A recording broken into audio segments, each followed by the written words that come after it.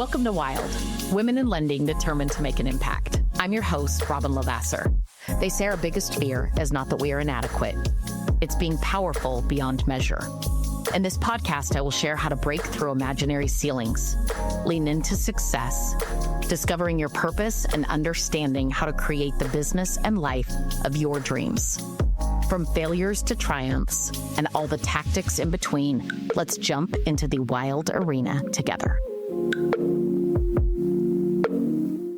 Welcome back to Wild with Robin Lavasser, one of my most favorite topics and part of the set that I say that you need to truly make it to the next level, if you will, in whatever career path you're on. And part of it's also just in life in general. And that is, obviously you need knowledge to a certain level of anything that you're doing that you want to be good at, right? You have to have the knowledge skill set in that space. The next set is, in our world, it's sales skill set. Do you have the sales skill set? And that's a big piece to things. And then the last that I say is always the one that I think is probably the single hardest. And we think we're better at it than we actually are. And that is leadership skill set. And man, there is a lot to leadership and in a constant state of learning as a leader in general. And I definitely wouldn't declare myself a leader because I really believe that people know who the leaders are. And so I've been blessed enough for people to say, you're somebody I want to follow. Leaders have followers, and those followers, not as in sheep, if you will, but followers as in, hey, this is somebody that I want to emulate, and that is working for and with me. And I feel that and I see that. And it is something that has to be worked on. And so the very first thing that I would say in general is that personal growth and self-leadership, leaders in general, they never stop learning. They never stop growing. And I think one of the biggest things that has a leader maybe have a short-term run is they get to leadership. And because they're there, they think that they have arrived, if you will. And they tend to, growth in leaders in general is their responsibility, not somebody else's. And I think that in the weird way, they're like, oh, now that I'm here and I'm in the position above everybody else is working and I'm leading by managing or watching or dictating, doing a lot of things. And that's simply not the case. Experience isn't enough, meaning you can't just be the most knowledgeable and the best at the job, if you will. It's really, leaders are also able to teach. They're excited to pour into other people. They have reflection plus action, and then wanting to share that growth, right? Wanting to make room for other people's growth. Being teachable and self-aware is a self-leadership skill that is a very big deal. Humility and curiosity, the combination of those two things keep you relevant. And they're probably two of my most favorite qualities in other human beings. And I'm constantly saying, do I have those in check right now within myself? Am I curious enough? Am I humble enough? What am I doing to make sure that those two things are present in this situation, in this discussion, in this hire, in this guidance, in anything that I'm doing? Do I have my humility in check? Do I have my curiosity in check? And am I self-aware, right? In all of those places. Leaders develop skills daily, not in a day. So they develop skills daily, which means you're at the helm of leaders want other people to learn and grow underneath them. And yet, if you're not doing it, the most powerful leadership in general is example. There's nothing more powerful than example, right? Things are caught, not taught. So when you are open, when you are humble, when you are self-aware, when you are engaging, when you are curious, it gives other people permission by watching and observing to then emulate, right? You watch kids. I don't know if you've ever, I say often that leadership is a lot like parenting, and you see a child and you'll watch them do something and you're like, where did they learn that? But the truth is, you're like, you picked that up from this. You got that from this show. You saw that from this picture. You got that from me. You got that from your dad. Oh man, does that look like your brother, right? And the truth is, they might not have ever said, hey, here's a step-by-step, a play-by-play to do these things, but somebody watched them do those things. And that's what created it. And so leaders know that things are caught, not taught. And so they're aware that people are observing them all the time, and that is an honor and a privilege and an opportunity and a responsibility that they take very seriously to then pour into others, right? And to be that right example in general. Big lessons, character and integrity. I think are huge in the leadership play. People buy into the leaders that they can buy into the vision, and the vision isn't about themselves. The vision is about the follower, right? That, like, when I have a vision about what we're going to do as a group, everybody has a role that it's going to impact them as well. And they see their role and what they need to do to be part of that vision, what we're trying to create and why we're trying to create it. I see a big miss with leaders in general that say, I want to do this, and you're going to help me, but really it's still about me. And I can tell you that's a hard vision for people to buy into. And it's not that they don't want to be helpful. It's not they don't want to see you win, but what a different thing to say. Hey, yes, this helps me win, but me winning means this for you as well. Here's your growth path. Here's what this does for all of us. Here's what it opens up in every way, right? Like, leaders can create a vision. And I can tell you that in vision, trust, which means it's a realistic vision, but it's an exciting one, and one that gives everybody a role and a place and something to be proud of and excited about and partaking in it. Trust, ultimately, it precedes influence, if you will. If they trust you, if they're emotional in general, they'll move with influence at that point. If there's not trust, if they don't have emotion with it, they won't move, which means, and I say this so often, and I have it written down in a million places for years and years, and now it's just etched in my little brain here. Leadership without relationship will always equal rebellion. Leadership without relationship will always equal rebellion. Think about all the times that you get pushback, that you get frustration, that you get obstinance, that you get cynicism, obstruction, anything that feels like it's hard. It's generally lack of relationship that's creating it, right? It's lack of relationship. And so I want you to think to yourself, man, if I was just in a different relationship in general, that would help me meet on the road and get where I needed to go. So there's a great book and podcast that's out that is, I believe it's like how to communicate with complicated people or talk to complicated people. And the author, it's so funny. He is on the Ed Milet podcast talking about the book. And one of my favorite things that he says, and you're like, you're a good leader. You know it instantly, because he said, people run up to me and say, I needed your book. I love your book. And his response is so classic with humility and curiosity and self-awareness. He says, you know what? I wrote this book for somebody that will need it for you too. Think about that statement for a minute. He knows how complicated we all are, including himself. He said, I probably wrote this book as a guide for people to work with me, because we're all complicated, right? Leadership is complicated because you're trying to work with complicated people. You yourself are complicated and people are complicated. That's the truth, right? Really easy and different people, they're still complicated. How do you motivate them? How do you get them excited? Where do you find the energy? People that are overly excited and not able to come down a notch, it's complicated. People that are high worry, high stress, people that have nonchalant, fly by the seat of their pants, like, it's all complicated. That's the truth. And so we have to work on ourselves, and leaders have that job. I've said it for a million years. You watch the best coaches in the country that are really leaders as well. Those coaches, it's not the players that say, I adapt to the coach. It's the coach that says, I know how to meet the player 80% of the way. And yes, they need to do 20% of the work, but I know how to get there and reach them and get them to buy in. And that's the best, right? That's the best ones. They know that their job is to cross the line. They're not too prideful. They don't stand on one side and say, my way or the highway, you're over here. This is what I'm doing. They don't dictate, Yes, there is a little bit of that, right? There always is, parenting, anything else, but you don't need it if you're a great leader. So if you find yourself consistently having to yell and scream to get your way, slam doors, dictate, fire, all bad employees, all everybody else's fault, here's a news flash. You're the problem. You're the problem. If people are quitting on you left and right, if you can't hold people long term, if people aren't excited, if people don't want to come in and say happy birthday to you as a leader, Merry Christmas, I'm grateful for you. If you never hear those things and you're thinking, gosh, I have ungrateful employees, gosh, they're not good, blah, blah, blah, whatever it is, you're the problem. That's the truth. You're the problem. So you should know kind of what your scale is as a leader by how full your cup is on the daily, by what people say back to you as well. And I promise you, if they're filling your cup up left and right, it's because you're filling other people's as well. So that's a very big deal. Integrity is non-negotiable. In leadership especially, you can't lead people that you've deceived. You can't. It doesn't work.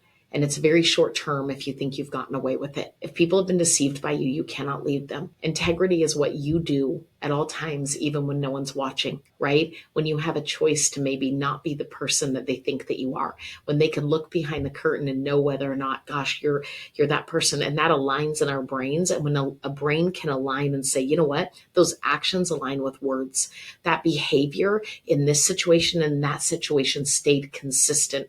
Inconsistency breaks trust. That's a really big deal in leadership in general. A leader's credibility is their greatest currency by a mile. Like there's nothing more valuable, their credibility as their currency. If they're credible and that you really believe that, you'll work through issues because you trust still. There's integrity there. There's credibility. So big, big, big deal there. Influence. Probably leadership is influence. Nothing more, nothing less. Like we've said that forever and ever, like leadership is blank. Leadership is influence. Are you influential? Do people listen and act on your words? Do they listen and collaborate? Do they share their own voice with you because you influence them to be open and honest and contribute versus just dictate, right? Leadership is influential. That can be both good and bad, if we're being honest, but the ideal and the ones that last a long time and flourish and create more followers are the ones that are the most influential in positive ways. Positive ways. You have to connect before you can lead. We just talked about that. Leadership without relationship equals rebellion.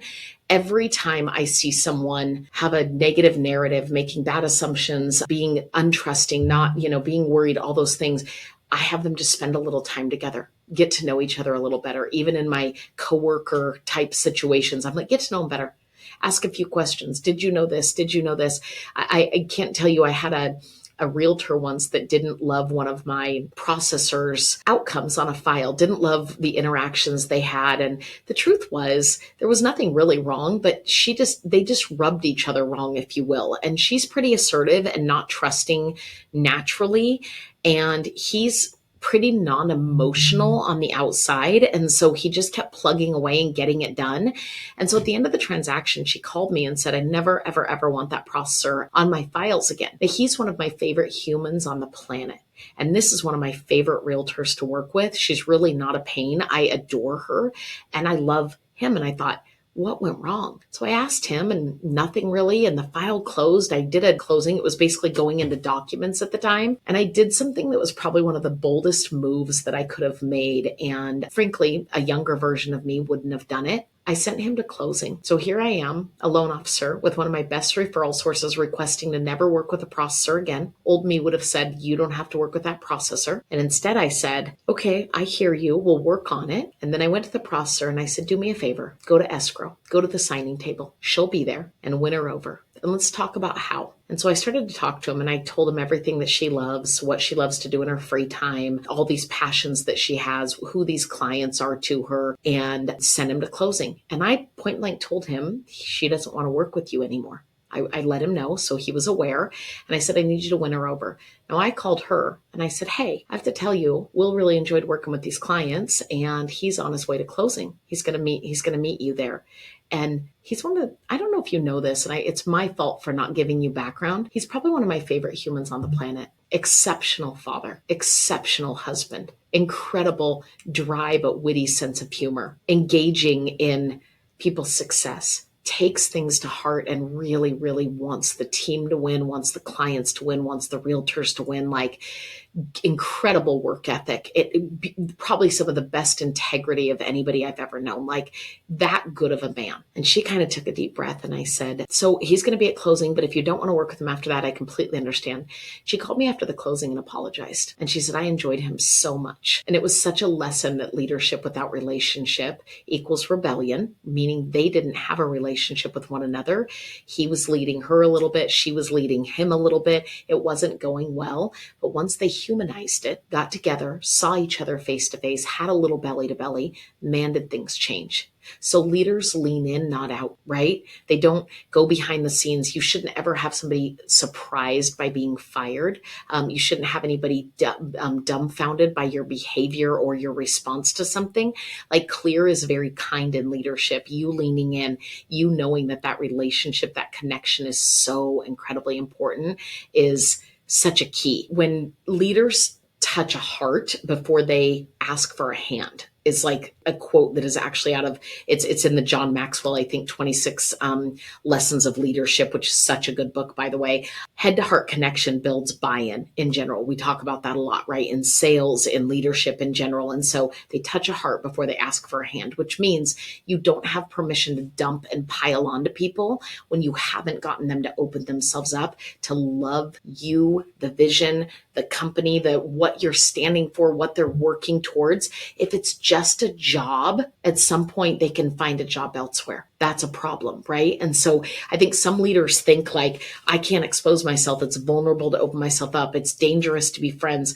I'm not saying you have to have dinner every single night and them know everything about the company or your business or anything else. But I can tell you, everyone I've ever worked for has understood even what I've made for a living without fear, without judgment, without anything else, with knowing that I have a belief that if I can do it, anybody can do it. And I'd make room to help teach them. I always told my team members, if you want to be a doctor, my job while you work for me is to give you every skill possible to be the most successful on the journey that you are going to embark on next, right? That's my job. It's not about me. It's about you. And that to me is real leadership. It's how you get buy-in. Leaders multiply when they develop other leaders, right? Like when your success without a successor is a failure. Our job is to make sure we're making room for other people to grow.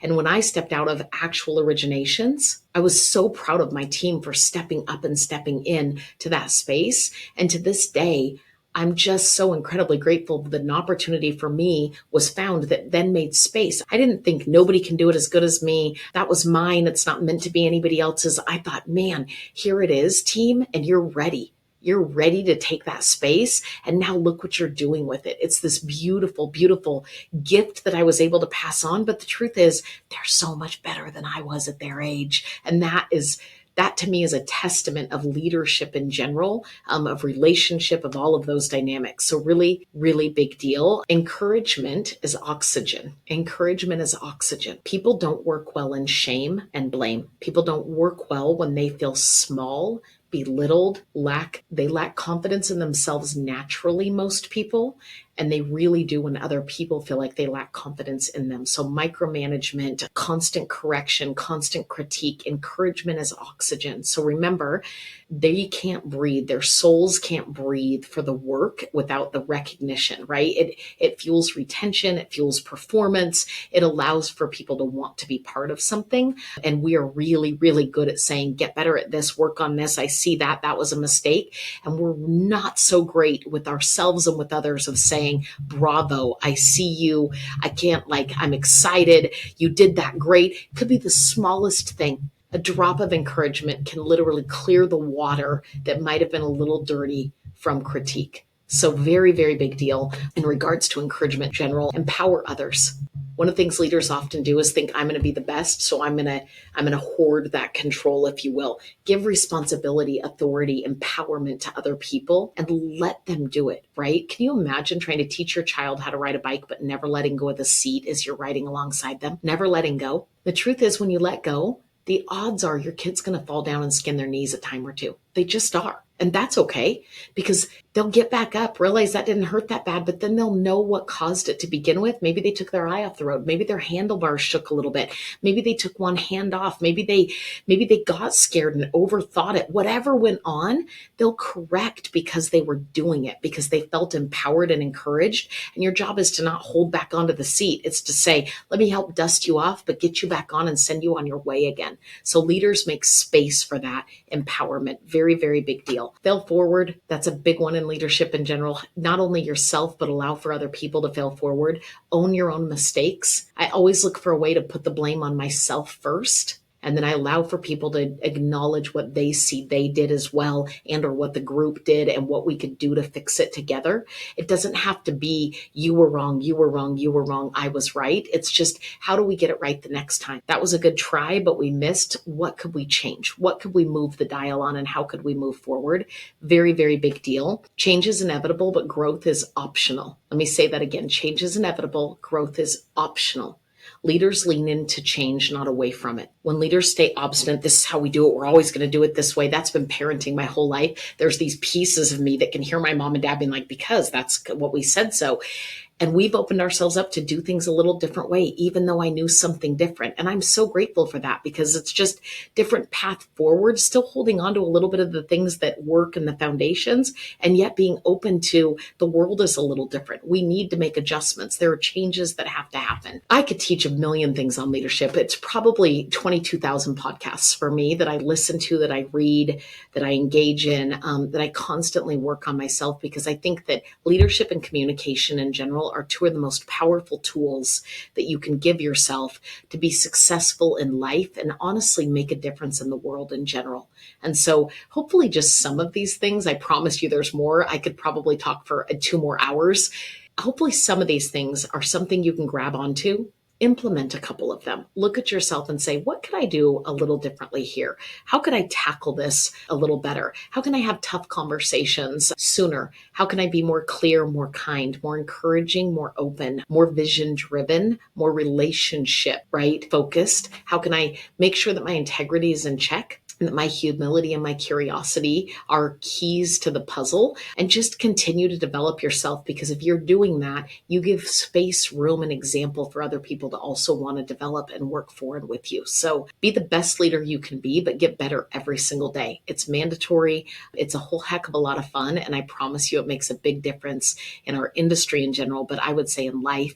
And so keep leading. And if this was helpful, I hope you share it, and we'll see you on the next Wild.